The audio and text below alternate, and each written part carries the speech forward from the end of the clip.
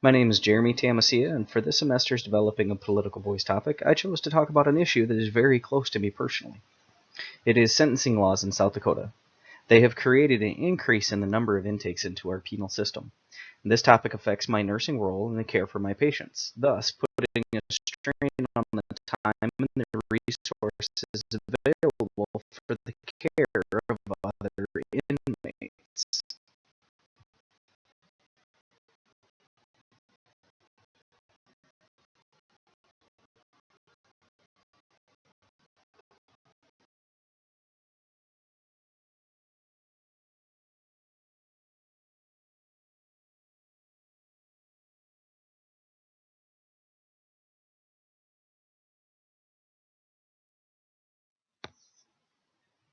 The main motivator for my political topic was learning about a House resolution brought about in 2019.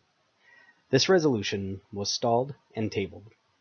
It outlined the creation of a joint effort for a 15-member board to investigate the possibility of decreasing the sentencing guidelines for drug offenses. The board was to consist of both Democrats and Republicans. South Dakota is one of the few states that penalizes drug offenses as felonies. Some states utilize a probation system, others classify the offenses as misdemeanors.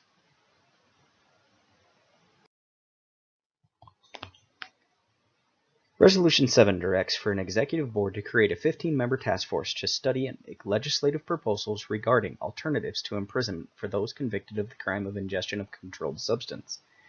The conviction currently for a controlled substance carries a penalty of a Class 6 felony, where South Dakota is the only state that imposes a felony for ingestion of a controlled substance.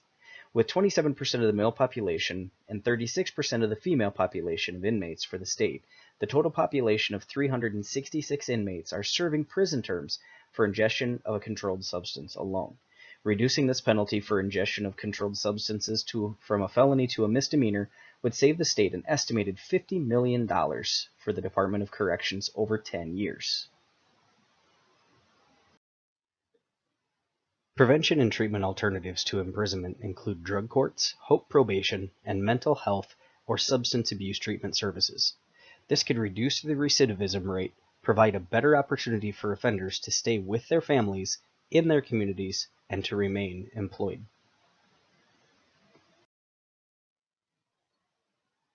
Next, we can talk about how South Dakota shows a significant amount of drug arrests. The Federal Bureau of Investigation data shows about 14% of South Dakota's 63,625 arrests in 2017 were for drug offenses. This places South Dakota number 1 in the nation for the number of drug arrests per capita for the year. That's roughly 8,907 drug arrests. When the number of arrests is compared to the state's population of 873,286 in the year of 2017, it shows the average of 1 in every 14 people was arrested for a drug offense. Of course, the data does not cover if people were arrested multiple times or multiple offenses. The major problem the state of South Dakota faces is the cost of incarceration for parole violators and detainments due to drug use. In a document shared with me by my superiors, the average intake assessment, including labs, will cost roughly $364. An additional $72 for detox will be added for those having used or drank in the last 5 days. In the April of 2019, there were 304 intakes completed for a total estimated cost of roughly $111,000. In addition, 15.7% or 48 of those intakes did require detox treatment at a cost of $3,456. There's a total expenditure of $114,242 for April of 2019. This seems minor in full comparison, but these statistics are from 1 month from one of 5 facilities. They're only an estimate of the costs for the intake and detainee care.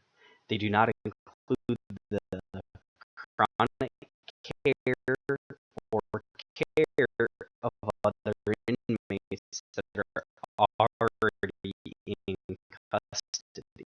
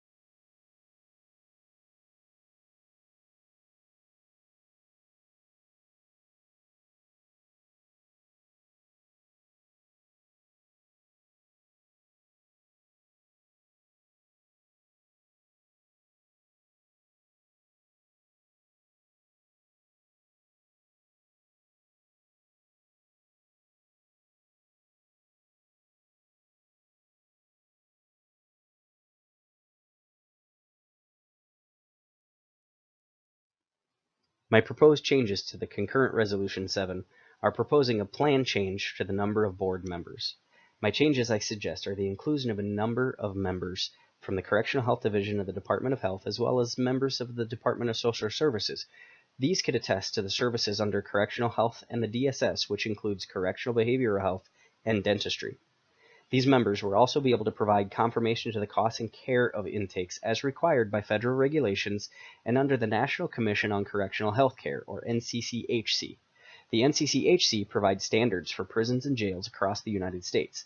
Since all of the facilities in the South Dakota Department of Health Correctional Health Division also holds accreditation with the NCCHC, many of the factors of cost stem from the policies and regulations the state must follow to maintain this accreditation.